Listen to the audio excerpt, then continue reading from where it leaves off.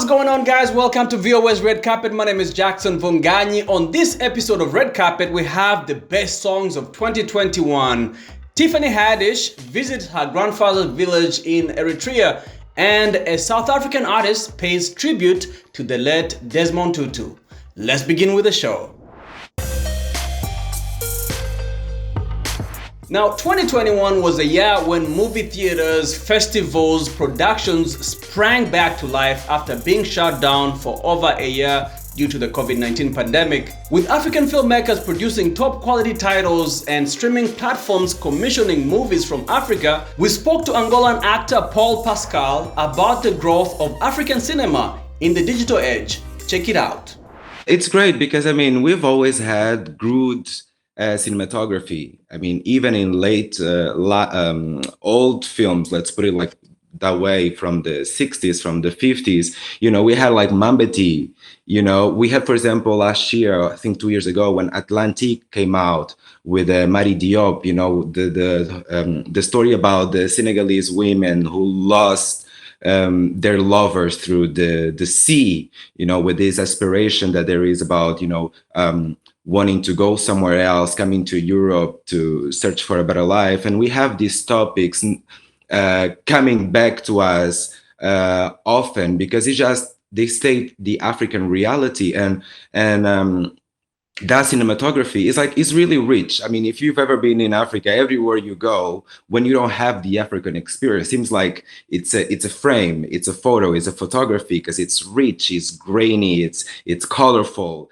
Somali writer and director Kader Ahmed took home the Golden Stallion of Yenenga, the top prize at the FESPACO 2021 Film Festival, for his drama, The Gravedigger's Wife. Set in Djibouti, the film stars Finnish Somali actor Omar Abdi as a struggling gravedigger on a quest to raise money for his wife's kidney transplant. The film also won the award for Best Music and $36,000 in prize money.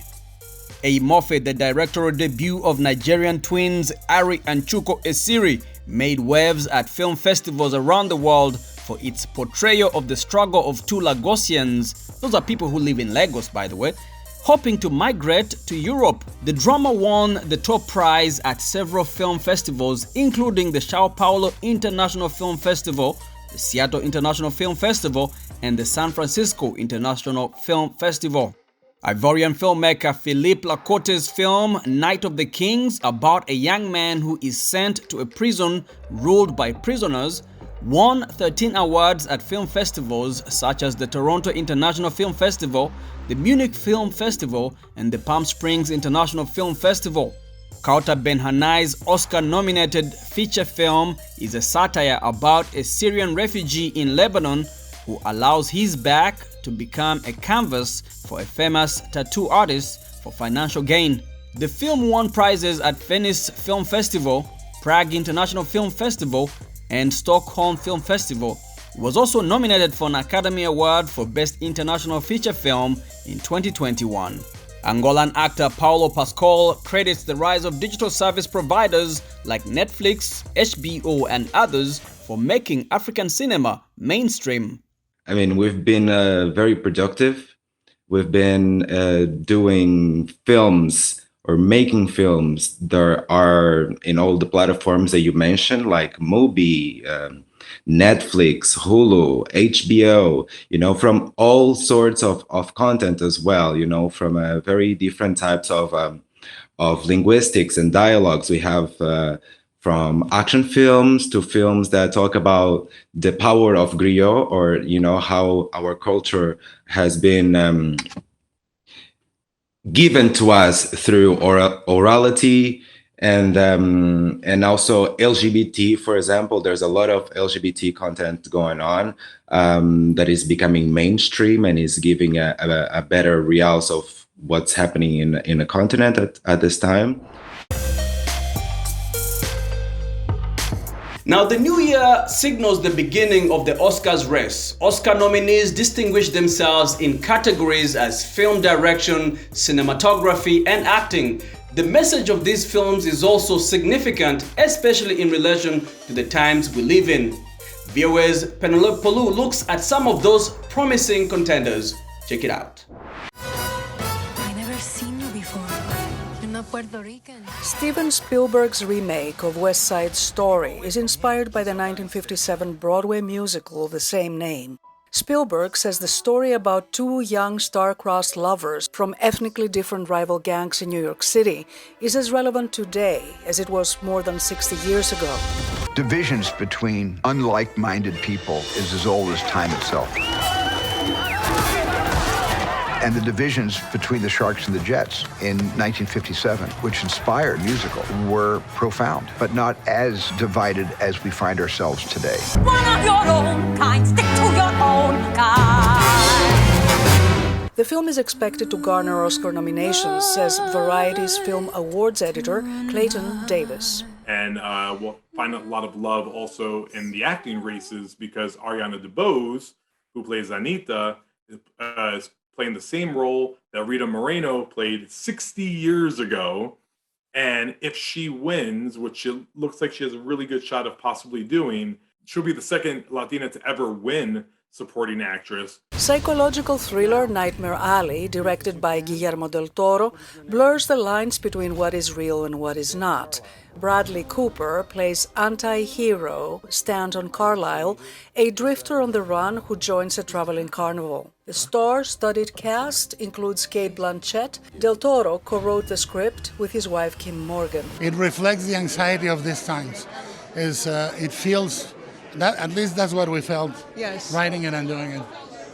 A lot about the American dream, which is something that still exists and is something that's very hard for people to attain. And the flip side is always a nightmare. Yeah. Adam McKay's dark satire Don't Look Up hits home as a massive comet threatens to destroy Earth. Leonardo DiCaprio and Jennifer Lawrence play two astronomers trying to persuade the world to act before it is too late. There's a comet headed directly towards Earth. You know how many the world is ending meetings. Meryl Streep plays the demagogic American president who plays down the catastrophic threat. Clayton Davis says McKay's satire is all too real. I laughed for the first 30, 40 minutes. And then I stopped laughing because I said, oh no, this is too real. Because this is tomorrow. Feel-good movies, such as King Richard, are favorited by critics and audiences. Right now, people are looking to not be depressed, especially now when there's a surge in cases again. The biopic chronicles how tennis players Venus and Serena Williams, two black girls from the rough Los Angeles neighborhood of Compton, rose to superstardom through the support of their family and the tireless coaching of their father, Richard Williams. Will Smith produced the film and plays the lead role. I think Will Smith is really in play to win an Academy Award there. Venus Williams told VOA that the film champions Black girl power. The film was shot beautifully. All the action sequences were amazing. Of course, our family was very prominent in it, and I'm very excited that this film is hopefully going to inspire a lot of people. Another critic's favorite is Belfast by Kenneth Branagh. Set in the capital of Northern Ireland, the film, inspired by Branagh's childhood, chronicles the life of 9-year-old Buddy in 1969. Branagh told VOA that despite the political and sectarian violence surrounding Buddy's life, the film focuses on family ties and community. I think the film looks for a sense of compassion and respect and recognition and celebration of people's differences, something that is a tough subject for everybody right now in a polarized world. Penelope Pulu, VOA News, Washington. And now in some music news, the COVID-19 pandemic was a major setback for the music industry in Africa and beyond, but African musicians embraced the digital space to release global hits. And here are our highlights of some of the biggest African songs of 2021. Enjoy! Nigerian superstar Wizkid had a memorable year following the release of his studio album Made in Lagos, which topped music charts worldwide. His hit song Essence, featuring singer Tems, was a dance floor favorite and radio hit. With the single, Wizkid cemented his status as a global superstar while introducing the world to rising star Tems. Wizkid is nominated for 2 awards at the 2022 Grammys.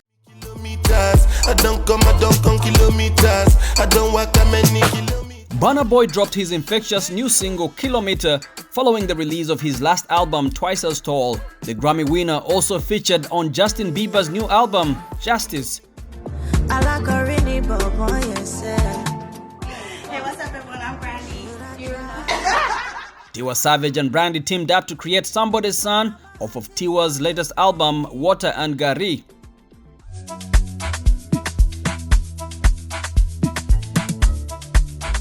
South African singer Makazi topped South African charts and won accolades with her single Zwivuya featuring John Dellinger. While DJ Maforisa and Tyler's ICU's collaboration Izolo was featured on Apple Music's top songs of 2021 list. With her summer anthem Bobo, French-Malian singer Aya Nakamura reached number 3 on the French music charts and number 20 on the Swiss charts, while Nigerian songwriter Ira Star reached number 15 on the UK Afrobeat singles chart with Bloody Samaritan. London.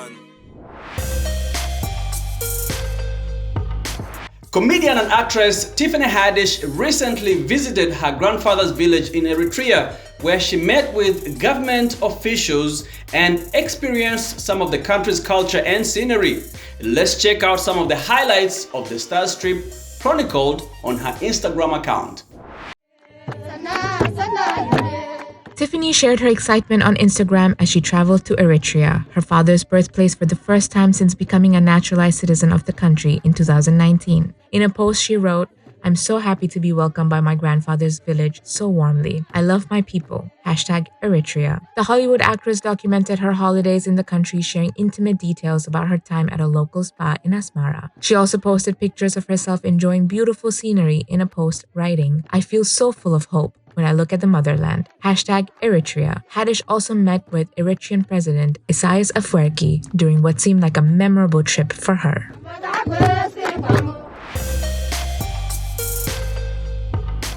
And as we close this week's show, let's take a look at how one artist paid tribute to Archbishop Desmond Tutu by painting a portrait of the anti-apartheid hero as his body lay instead in the nearby cathedral in Cape Town.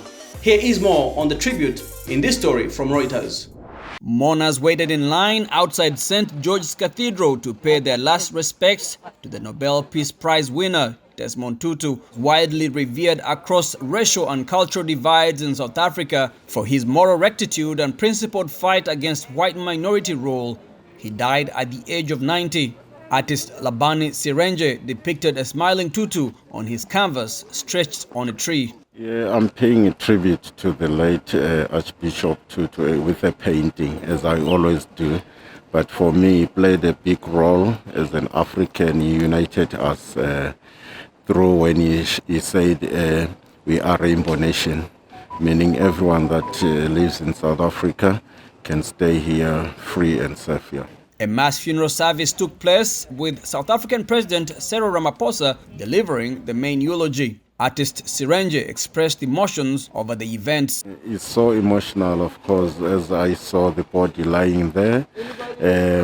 But for me as an artist, I'm strong enough to continue painting.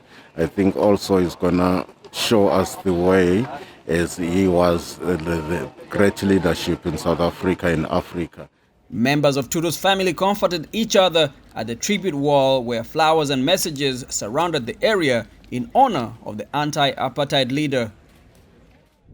And with that, we come to the end of our show today. I want to thank you for hanging out with me. My name is Jackson Funganyi. For more entertainment news, remember to check us out at voanews.com. We are also on all social media platforms. We are on Facebook, on Instagram, and on YouTube, where you can watch our videos.